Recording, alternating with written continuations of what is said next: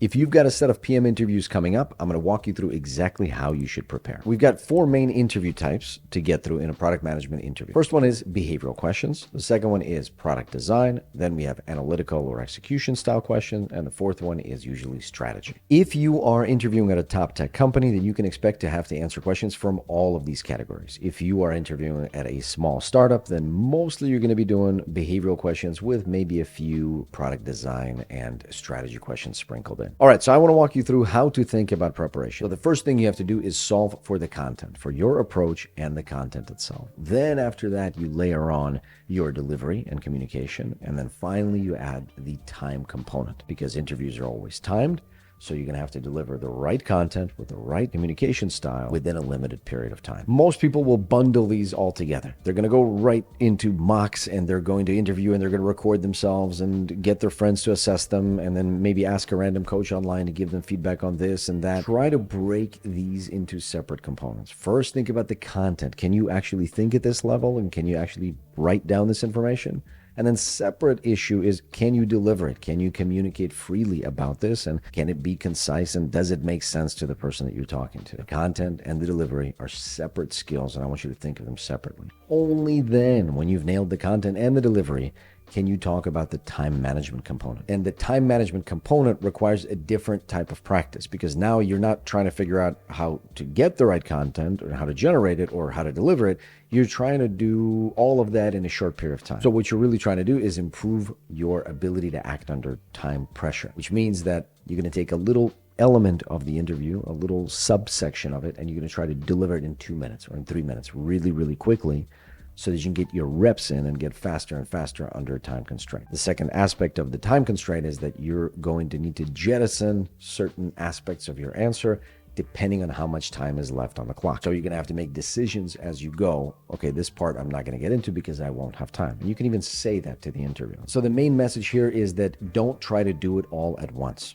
Don't record yourself in a 30-minute time window on your first attempt to answer a product design question. You're going to get it wrong in the content, you're going to get it wrong in the way that you communicate it, and you're not going to get it in the time limit that you have. Address these elements one by one. That's exactly what we do inside of Product Career Accelerator. In fact, if you're interested in having us help you on your road to your interview preparation, feel free to check out the link in the description, and you can schedule a call with our team, and we can walk you through how we help other proactive, experienced PMs like you. So now let's talk about the rubric component, which is understanding what is actually being evaluated for every single question that you get. The first rule of rubrics is that you must ask for the rubric, but don't ask for the rubric directly. Say, what exactly is being evaluated? You're talking to the recruiter, presumably you're trying to get more information about the upcoming interviews.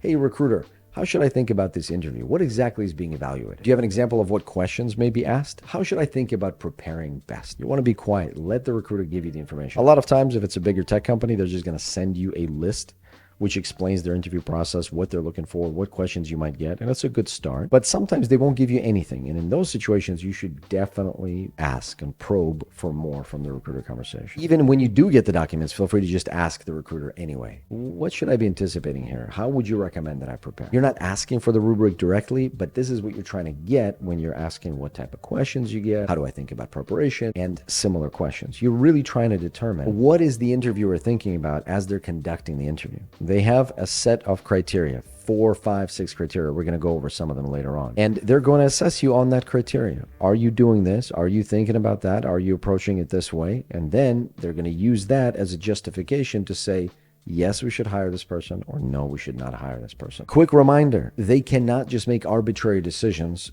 certainly not in bigger companies, but usually not even in small companies, of, hey, I didn't like that person. No, I don't want to hire them. They have to explain within the hiring rubric how the company thinks about hiring.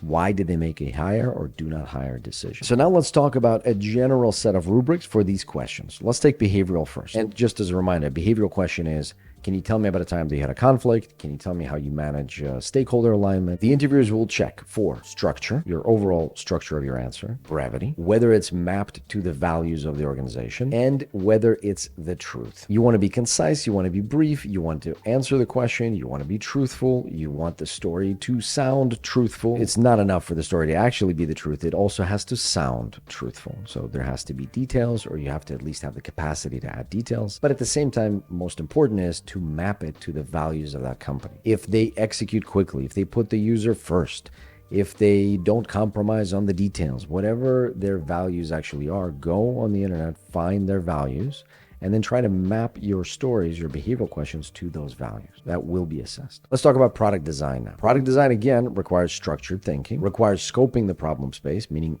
figuring out where you're going to play for the purpose of the interview discussion. The third element is segmentation, audience segmentation, user segmentation. Who will you work with and why?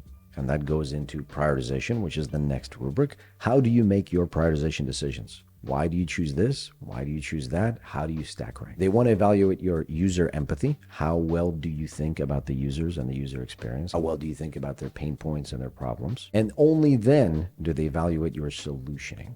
As you can see, solution is just a small part of the rubric. Everything else that comes before is much more important than the solution itself. Nonetheless, the solution is also a part of the rubric for the product design question. And then the final element are metrics, go-to-market, wireframes, other aspects of the answer. So more fidelity around the answer. Let's move to analytical question. As a reminder, analytical questions are: how would you set a goal and metric for the following product or the following initiative? Or should we build this product for this company? Or should we acquire company X? That's the most common type of analytical question. It could also be evaluating decisions, finding a root cause analysis, or other execution style questions. So for those, you're evaluated largely on your structured thinking. Again, yes, this is a component present in all the interviews. Your ability to think about the user value and the business value and balance both. Your ability to set metrics and evaluate which metric candidate is better and why. Your ability to explain trade-offs. Should we do this or should we do that? What are the pros and cons? How does it align with our company goal, product goal? And your ability to set other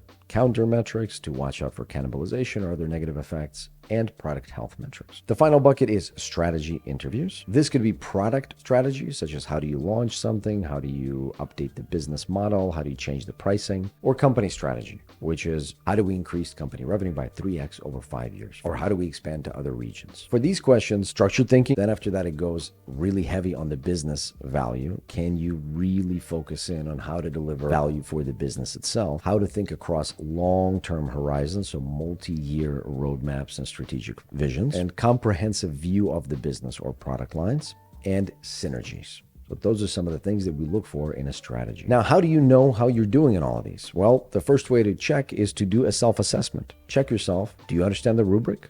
Can you deliver the content? Meaning, can you write it down? Can you speak the content? Can you communicate clearly? And then finally, can you do it all within a 30 or 45-minute time frame? You can do a self-assessment on all four of these just to give yourself a sense of how you're doing. You should do self-assessment on all four for each of these 4 types. But the best way, of course, is to get a calibrated interviewer to actually assess you on these. And inside the Product Career Accelerator, we work with product managers just like you to help you understand your gaps in the interview performance and provide a methodology and framework for how to actually address these gaps. If you want to partner with us at PCA on your next set of PM interviews, check out the description to find a time to book a call with our team. Thanks very much. I'll see you next time.